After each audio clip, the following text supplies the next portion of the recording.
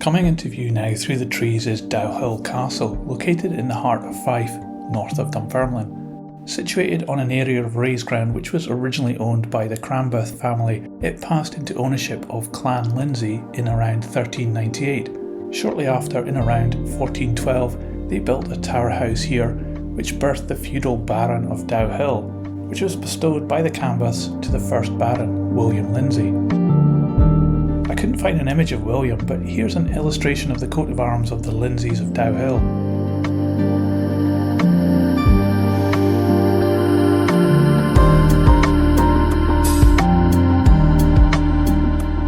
In around 1600, the house was extended with a round tower and an extension to the southwest. Also, a fortified courtyard was added during this time, and later an additional tower was added on the northeast corner of the site. It's probably safe to say it could now be called a castle.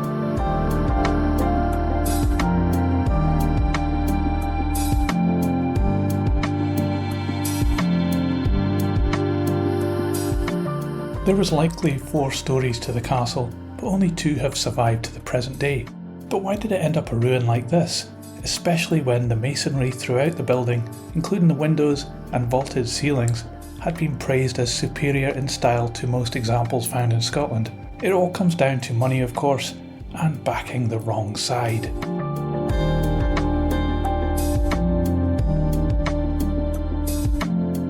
Because the Lyndseys had backed the Covenanters in the 17th century, which turned out to be a bad move.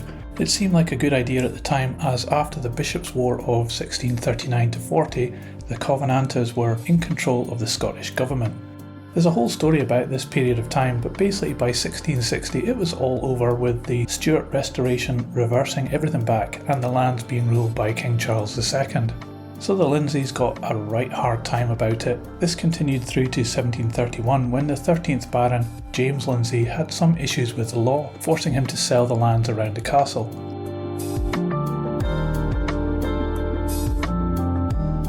William Adam, the famous architect, bought the lands, and later in 1740 he also bought the castle. But he didn't want to live in the castle, he was too busy making his masterpiece, Blair Adam House, which, as a side note, was used as a filming location in Outlander.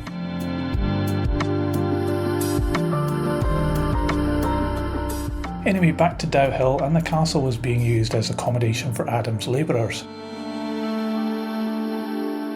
However, by 1739 he had given the castle to his son, Robert Adam, who was only 11 at the time, and it is said that Dowhill probably inspired some of his later castle designs.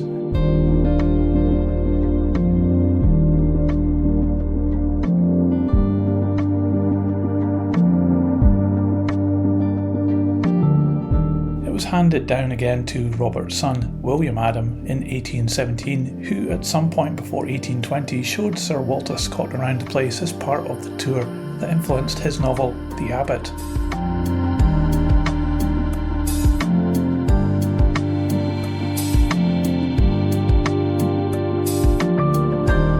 But by 1888 it had fallen into ruin, and some of the stones taken for other projects, it remained in the Blair Adam estate until 2002, when it became part of the Dowhill estate, which includes the nearby Dowhill House, and now the castle is generally not open to the public.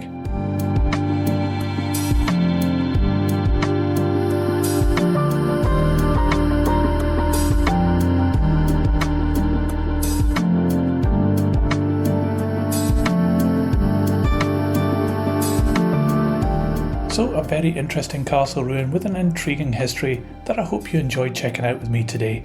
Thanks for watching, don't forget to like and subscribe, and I'll see you on my next video somewhere else in the world. See ya!